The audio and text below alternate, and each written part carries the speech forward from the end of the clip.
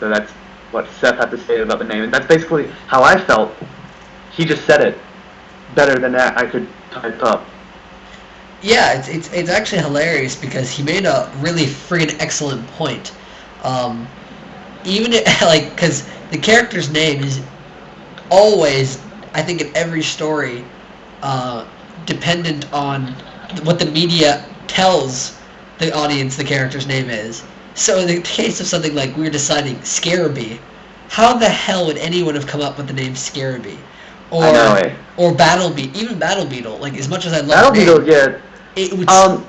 The story behind Battle Beetle, actually, since you mentioned it, originally I was just gonna like, Grandpa's name, Gramps, was Black Beetle, right? We all know that he was a black superhero. Like, his color was black.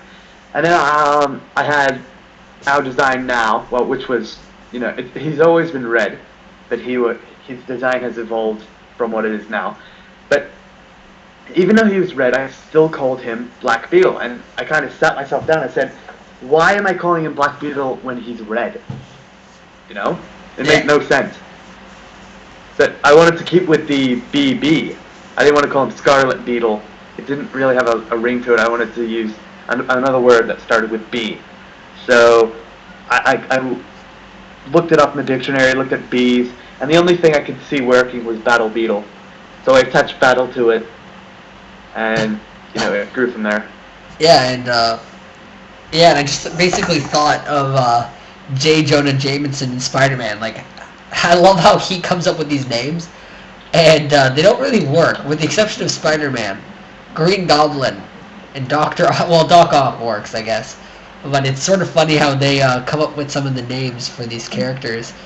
And in the case of Bug, it's, I think, the most evident one that the media would label a character.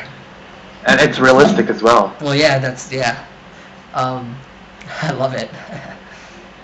Yeah, I mean, if you were a superhero and you found out they were calling you Bug, I guess in the beginning you wouldn't be too thrilled about it. I mean, you'd be like, what, they think I'm a nuisance? They think I'm a bug? I mean, sure, I've got an insect theme, but that's no excuse. I'm really steamed off. Exactly. And then enter Steampunk, who would be like, who you calling steamed off? Bad Except he doesn't sound like that. Bad superhero puns. Yes, bad superhero puns. In fact, I'm just going to throw this out there since we mentioned Steampunk. I was talking with my friend, and he actually came up with a good idea of how Steampunk should get his name. He should be... He's in a battle with Bug, and he turns into steam while Bug's trying to hit him. And Bug gets so ticked off, he's just like, you little steampunk! Yeah, that actually works too. Yeah. And another thing about names, while we're still on the subject of it, I was talking with my friend, who really, he was Spanish himself, and he really liked the character of Toro, which I do myself. I like Toro. He's probably one of my favorite villains. Yes. I came up with the character while I was in Spanish class, watching Matador's Running of the Bulls, actually. So I'm like, hey, why don't I create a character who's Spanish? His theme could be the bull. So what happened was, we kind of came up with the character of Toro. He is, what is it, animal cruelty? Yeah. He was fired from his job because he would kill, he would break their necks. He was that strong, and so that's kind of a characteristic we carried over. That's his. If he's running down the street and there's a dog chained up, he'll kick the dog. The dog will go flying. It's still in chains, so it breaks its neck or something. Just something that everyone else would find sick, that he finds it's his sick little pleasure. Anyways, so back on topic. It's sort of like... sorry, Tom, to interrupt you for a second. The character... Oh, go ahead, yeah. He sort of treats all animals like most people would treat insects. It's just there's such inferior physicality that he just doesn't care. Like for example, the dog. He doesn't treat a dog like a dog. He treats a dog like a fly. And a cockroach even. Yeah, a cockroach. I mean, you see a cockroach, you just you want to step on it. Yeah. So yeah, exactly. Anyway, continue. yeah, continuing on. So Toro, when he goes up against Bug, he would probably not really call him, but he would have his own name. He looks at him. He may even think some humans are lower than himself, kind of like I said, cockroaches. Yeah. He looks at him. He looks like he's an insect. He's red. Comes up with the name Red Roacher. He's gonna call him Red Roacher. He's gonna call him, just make fun of him even. I think every villain should probably call Beetle something else. Yeah. Yeah, determining who they, depending on who they are, I guess they'd all have their own name for him. Yeah, they could have their own names. I don't know if anyone, I guess, if someone were to find out his secret identity, do you think they would refer to him by, for example, just pick a random villain, just any villain you have on your mind. Hellborn.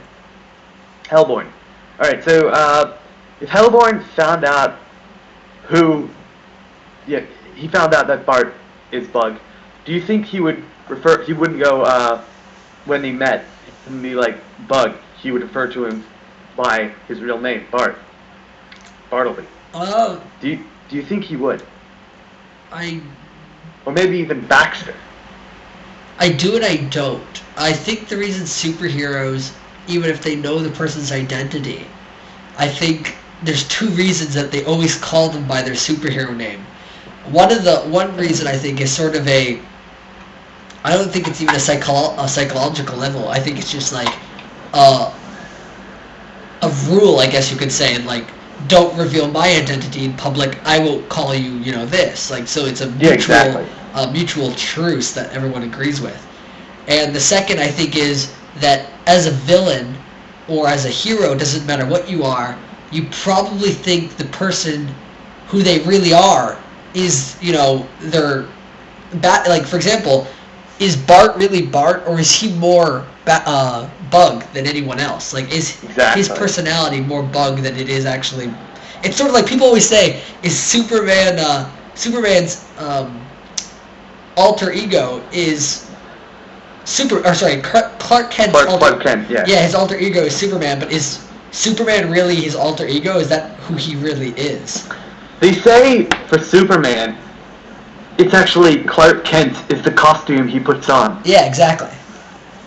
Yeah, so it would be like Bart may be the costume, but for us, we'll play around with that, I guess. I love it. Anyway, I think we should just wrap it up right now, Tom. Okay? Wrap it up. We'll do another one, or yeah, we can do another one if you like. Okay. How long is this so far? We're at 16 minutes. 16 minutes. Wow! And I can't believe you sat through it. Okay, everyone. We'll do another one, maybe next. If you guys like this, yeah, we'll do another one. It's Alex Tucci and Tom here, and we're Tom, my boy. Yep. And we're signing out. Signing out.